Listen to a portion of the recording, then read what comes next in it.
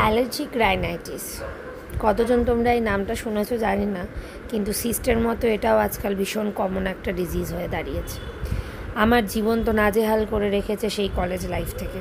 কেউ বলে dust allergy, কেউ বলে microbes allergy, what ever it is আমি জানি না, খালি এটুকু জানি যে আমার জীবন অতিষ্ঠ হয়ে গেছে এই রাইনাইটিসের জন্য।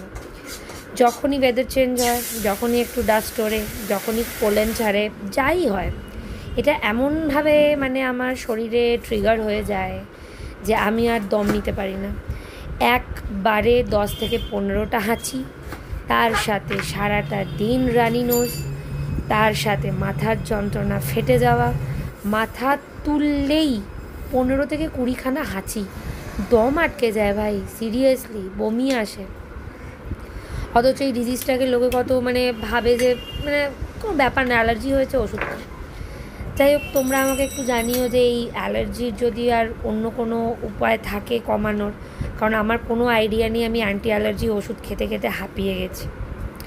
যাই হোক, আজকে এত মাথা যন্ত্রণা কষ্ট নিয়েও উঠে রান্না তো করতে হবে, তাই একদম 5 মিনিটে একটু ঝোল ঝোল করে চিংড়ি ভাপা বানিয়ে নিয়েছি, কারণ খালি এটা দিয়েই ভাত খাবো, তাই জলটা বেশি দিয়েছি।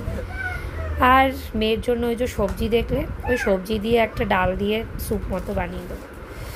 যাই হোক, তোমরা প্লিজ আমাকে জানিও যে এই অ্যালার্জিক রাইনাইটিসের কোনো কমানোর কোনো উপায় আছে কি না। ওকে, টাটা, টেক কেয়ার।